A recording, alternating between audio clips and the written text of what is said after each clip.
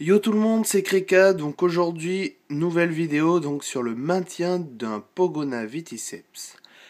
Donc, le Pogona a plutôt une allure massive, il peut atteindre jusqu'à plus de 50 cm adulte, le mien est un mâle de 55 cm.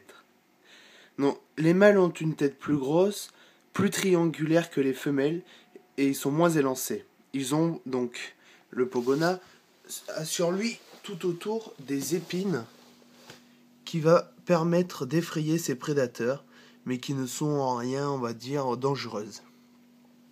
Comme vous pouvez le voir, sous sa gorge, c'est un peu foncé. C'est sa barbe qui va gonfler pour effrayer ses adversaires. Donc voilà, donc là il est dans le terrarium où j'ai fini la déco. Donc voilà pour son aspect. Donc c'est un reptile, donc un petit lézard qui vient d'Australie, pardon. Donc où les températures descendent jusqu'à 5 degrés et montent jusqu'à 60 degrés.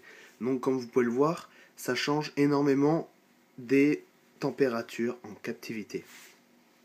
Donc, pour un terrarium, il faut qu'il soit assez vaste. Non, donc vous pouvez le voir, pour qu'il ait la place de bouger. Donc pour un Pogona juvénile, il faut 60 par 40 par 30 au minimum. Jusqu'à 3 dans ce terrain. Pour un Pogona adulte, il faut minimum 100 par 50 par 50 pour un couple et 120 par 60 par 60 pour un trio. Donc moi, le mien fait 100 par 50 de profond sur 60 de haut pour mon mâle, parce qu'il est assez actif. Donc, dans ce terrain, il faudra une cachette au point froid, une cachette au point chaud, des branches assez grosses et assez costauds, bien stables, qui vont pouvoir le soutenir et où il pourra s'agripper correctement, une pierre sous le point chaud pour emmagasiner la chaleur et la redistribuer dans la nuit, et quelques feuillages, donc moi je pense en rajouter. Donc à savoir que pour tous les terrariums des reptiles désertiques, ils se coupent en deux. Une partie chaude, une partie froide. Voilà, donc ma point chaude, mon point froid. Ensuite, donc pour le chauffage et la lumière. Donc le Pogona doit avoir au point chaud une température aux alentours de 40 degrés. Entre 40 et 43 maximum. Et au point froid doit être entre 25 et 30 degrés. Donc comme ça, en ayant deux zones, il pourra se régler sa température corporelle comme il le souhaite, car ils ne sont pas capables de se chauffer ou de se refroidir eux-mêmes, comme les adultes. Donc, pour le chauffage, d'abord, j'ai oublié de parler la nuit. D'abord, la nuit, il faut que ce soit aux alentours de 20-23 degrés. Donc, en général, température ambiante de la pièce. Donc, il y a un cycle aussi jour-nuit qui doit être proscrit.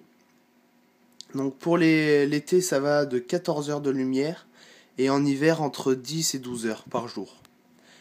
Donc, le Pogona a besoin d'UVB pour fixer le calcium et la vitamine D3, donc qui vont représenter le soleil. Donc, le mieux, souvent, on dit que ce sont les néons parce que les lampes aveuglent les Pogonas. Moi, je n'ai pas cet avis. Je trouve que les lampes c'est aussi bien. Donc moi c'est une lampe Reptiglo de 13 watts 10.0. Et au chauffage j'ai un spot 150 watts Reptiglo aussi. Donc pour les UVB il ne faut pas que ce soit en plus de 30 cm du point le plus haut du terrarium. Donc voilà, pour qu'il aille pour qu'il puisse profiter pleinement des rayons. Donc voilà. Ensuite, pour le substrat. Donc, en Australie, soit c'est du sable mélangé à de la terre. Donc, d'abord, pour les Pogonas juvéniles, le mieux, c'est du sopalin, du journal, lino ou tapis synthétique pour vraiment éviter au maximum les morceaux, donc les occlusions intestinales qui pourraient lui être fatales à son âge. Mais bon. Ensuite, l'idéal, c'est un mélange de 1 tiers de sable et 2 tiers de terre pour reproduire donc le sol d'Australie. Donc moi, c'est ce que j'ai fait avec du sable fin rouge acheté en animalerie, mélangé avec de la tourbe. Donc moi, je trouve que ça a un rendu plutôt sympa. Moi, j'aime bien. Donc voilà. Donc c'est un substrat qui va permettre d'éviter, mettre 100% de sable, ça va augmenter les risques d'occlusion, lorsqu'il va chasser. Et ils ont vraiment du mal à le digérer, et ils ont moins de soucis, on va dire, à digérer la terre que le sable. Bon, après voilà, si vous utilisez du sable, vous n'aurez pas forcément de soucis. Ensuite, pour l'alimentation. Alors, grosse partie. Donc, l'alimentation pour les juvéniles se compose de 80% d'insectes et de 20% de végétaux. Ce qui est le contraire pour un adulte, qui a besoin de 80% de végétaux et 20% d'insectes. Donc, qui est totalement différent. Donc, les insectes constituent quand même la base de leur alimentation. Donc, les grillons, les blattes, les criquets, les sauterelles. On peut leur donner aussi occasionnellement des vers moriots, des araignées, des escargots, des souriceaux, donc des pinks comme on appelle ça, pour un adulte, donc 1 fois par mois, et pour les vers, 1 à 2 fois par semaine, parce qu'ils ont vraiment du mal à les digérer, et c'est vraiment très gras. Donc ensuite, pour ceux qui le souhaitent, j'ai une fiche, donc j'ai fait la fiche complète sous Word. Donc voilà, elle est complète avec tout ce que j'ai dit. Et notamment dans l'alimentation, j'ai mis des tableaux avec ce qu'ils peuvent manger, les apports et surtout les trucs à ne pas manger. Donc par exemple, on va en citer quelques-uns. Tac, tac, tac. Voilà, par exemple, dans l'abricot, la partie toxique, c'est la partie centrale avec le noyau. Par exemple, pour le... on va dire quoi ? Par exemple, il ne faut pas donner de laurier, parce que les feuilles sont toxiques. Par exemple, pour le basilic, il ne faut pas donner les feuilles, c'est toxique. Pour l'avocat, il ne faut pas donner les feuilles, c'est toxique. Pour la pomme, il ne faut pas donner les pépins, c'est toxique. Pour la poire, pareil, les graines, c'est toxique. Il y a même la marijuana qui est interdite. Et oui, la marijuana est interdite même chez les reptiles. Toute la plante est interdite. Donc ensuite, j'ai aussi fait un planning, on va dire, d'exemples pour leur alimentation. Donc par exemple, le lundi, vous leur donnez des fruits et légumes coupés en petits morceaux, donc tout ça frais bien évidemment. Le mardi, vous leur donnez des feuilles et plantes sauvages fraîches avec des insectes. Le mercredi, vous leur donnez que des insectes. Le jeudi, que des légumes frais. Le vendredi, vous leur donnez des fruits frais coupés en petits morceaux avec des insectes. Le samedi, vous leur donnez rien, ils font un petit jeûne. Le dimanche, que des insectes. Donc ça voilà, donc ça c'est un exemple, là vous pouvez varier. Bien sûr. Donc ensuite, la reproduction. Donc la reproduction chez le Pogona se fait à partir d'1 an au minimum, mais vraiment le strict minimum, le mieux est d'attendre 2 ans. Donc les mâles peuvent être, on va dire, assez violents avec les femelles lors de l'accouplement. C'est pour ça qu'il ne faut pas les laisser ensemble toute l'année, parce qu'en plus il va abuser d'elles.